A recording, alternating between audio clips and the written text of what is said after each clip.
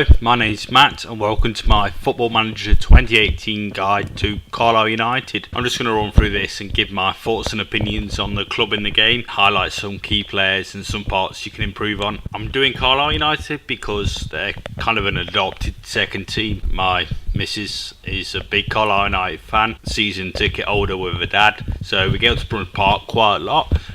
So I've grown to know the club and I like to think I know a few bits about it. Talk about finances first, and overall balance is quite healthy, pretty much $500,000, which is a lot more than the club would have you believe in real life. 50,000 transfer budget and a total wage budget at 37,845. Currently spending 34,390, so you got about $3,500 to play with. At this level, you are looking at free transfers to add depth to the squad, really, than going out and buying your superstars. So it's a decent budget for what you can get. A 40,000 scouting budget will enable you to scout around this level to pick up the bits you need to really build a squad and build that depth in there. There's a bit of debt in the club. Got a club chairman loan and MISC debt.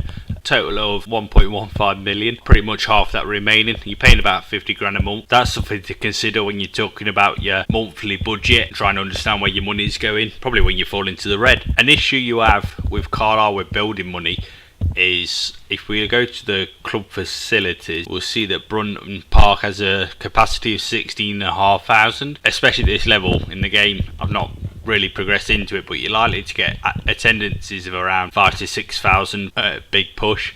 So you're filling a third of the stadium, which is obviously quite a bit of lost revenue in ticket sales and season ticket sales. So it's something to really, as you progress up the leagues, you can build, you've got space to grow, but also it's quite prohibitive in building money from match day revenue.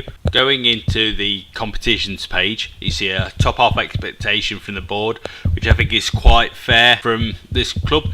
Maybe a mid-table will be safer, but I think top half is where you should be aiming, really. For the FA Cup, you're expected to reach the second round, which isn't bad for saying you enter on the first round, so you can kind of look at a relatively easier potential fixture against a lower league club that's got through the qualifying rounds, or hope for a League One club and try and get a bit of a small payday in there. But obviously you get the prize money from the first round. The further you progress, obviously the bigger the teams enter the cup and the better potential match day revenue you can get from that. League Cup expectation is the first round, and you enter on the first round, so there's no expectation there at all. You've got Leeds coming into town, so hopefully you can get a good crowd for that and try and get some of that match day revenue in. Looking at the media prediction, it was predicted 7 with 9-1 odds of going up, which isn't too bad at all. It's a bit higher than the board expectation of the top half finish, so some good opportunity there to meet your expectations and also push for promotion. You've got 2 players in the media dream 11. Clint Hill at the back, vastly experienced centre back, still registered as a commanding centre back. And you've also got Nicky Adams out in the left wing, one of the best players in the league, to be honest. Looking at the team report, and it's quite positive to look at. There's a lot of green on that side of it. We won't go through them all. We'll just run through the weaknesses, which there's not too many actually. It's mainly depth at right back, depth at left back, and depth outside the first team 11 and in goal. On the squad depth guide, we're only showing 2 left backs, and that's at a push. 4 right backs, again, that's a big push, and 2 goalkeepers. We'll go to the staff quickly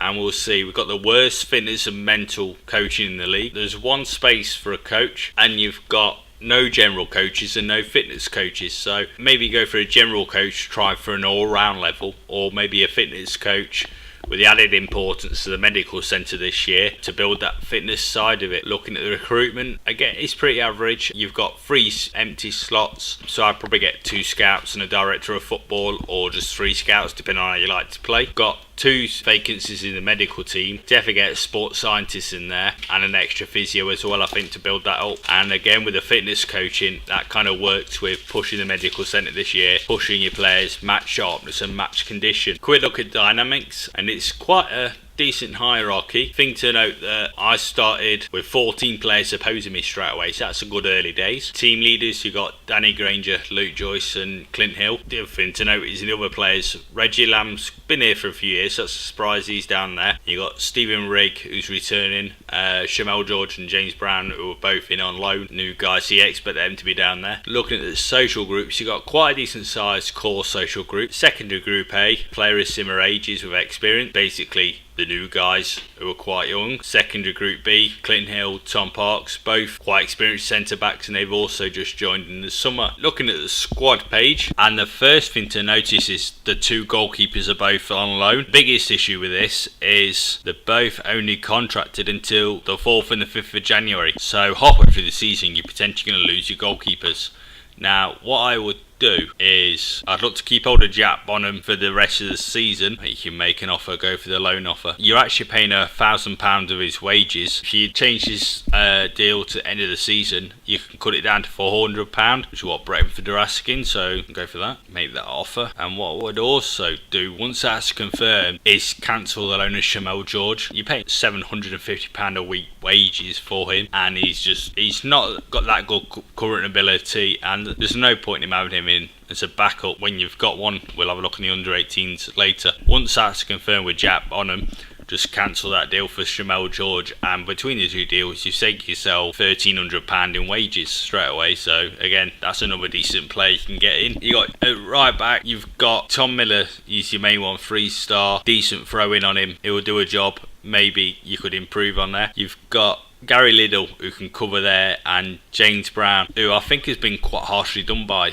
on the game. He's really leading Carlisle down that right hand side this year. He's doing a great job, so to be rated as 1.5 star, I don't quite agree with that. He's obviously got the potential there, but that's not much use when you've got him on loan until January, so you're definitely not going to build any of that potential. So again, consider, do you cancel that deal, get somebody else in, or just use him as the backup as he's probably there for? And centre back, you've got Tom Parks and Clint Hill, both very good defenders. Clint Hill's obviously the big name, 4-star ability there, so that's quite sorted. You got Mark Ellis there, bit of a fan favourite. He's always done a solid job.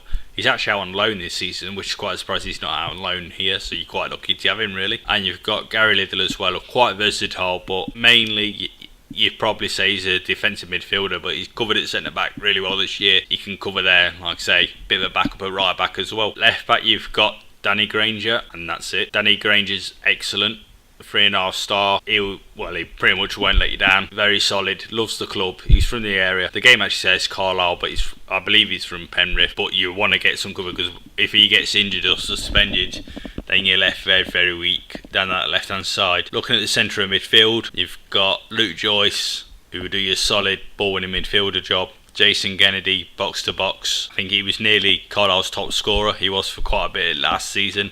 So play him right, we get you some goals, and he gets about the pitch really well. And you've got Mike Jones, 4-star ability, probably a League One player playing in this team. He's fantastic. He runs through the game, so he tracks back, plays deep. He can then play a lot of advanced playmaker type passes, type roles, so he's very flexible in that middle of the park, and you can really run your game through him. Out on the wings, you've got Nicky Adams. He's the guy I tell my girlfriend not to worry about. Absolutely think this guy's fantastic, 4.5 star ability. He's probably one of the best wingers in the league, never mind kind of in the Carlisle team. Right footed, likes to play on the left, normally plays out on the left actually as a winger, can cut in for the inside forward as well pretty well, will get you assists all through the season. You've got Reggie Lamb as well, 2.5 star, decent backup.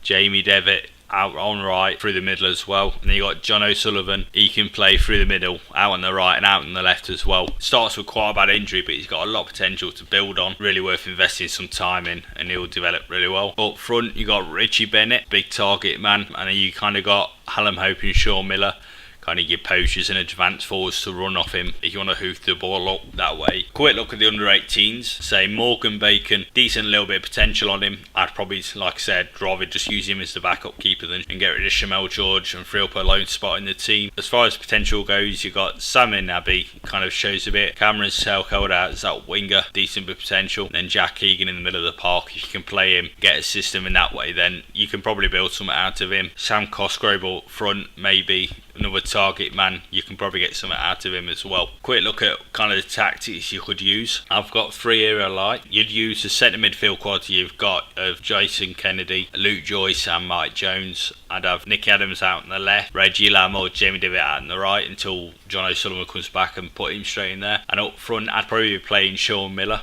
get the low crosses into him, maybe have Nicky Adams an inside forward playing some through balls, something along the lines of that, just to feed him and he will get the goals. Something I think plays to the strengths that Carlisle's got is a 4-2-3-1. You'd probably have your Mike Jones and Luke Joyce, something like that in the middle. Nicky Adams, Reggie Lamb, Jamie Devitt in the middle. Your Sean Miller, Hallam Hope up front. This type of support, you might be able to get Richie Bennett in there as well as a target man. Get him linking up with Devitt, but Devitt and Sean Miller in a rely. A couple of years ago, they were on fire at Morecambe, which is what got them to move in Carlisle at the first place. So if you can get that link up working in the game, then you kind of setting fire to something that's been really good in the past. Something that Keith Gill does like to play is the 3-5-2. Quite a decent chant somewhere on YouTube that you'll probably find about that. The issue I have with this is the 3 centre backs, and that's pretty much all your depth gone. You've maybe got one guy you can jump in and out, but that's it. Wing backs, you've not really got. It's not utilising the quality you've got in the squad, I don't think, especially the way the game works it. But you do get to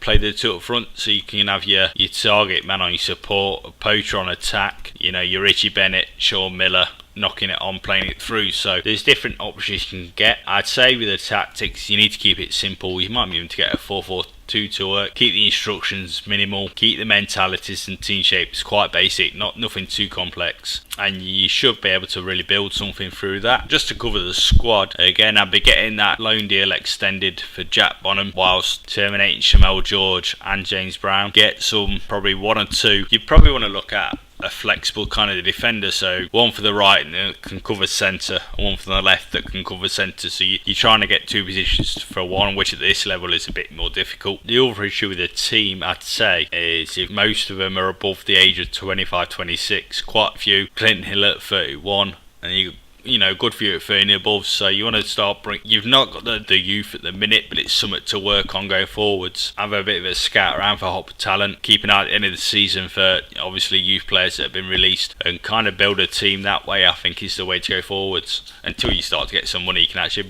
buy players, but that's the way to go a few seasons ahead. I hope you've found that useful and then interesting as an insight into Carlisle United. I hope Carlisle United fans agree with me with what I said, but say it's all my thoughts and opinions. Drop a like on there if you want, and enjoy yourself. Thank you very much.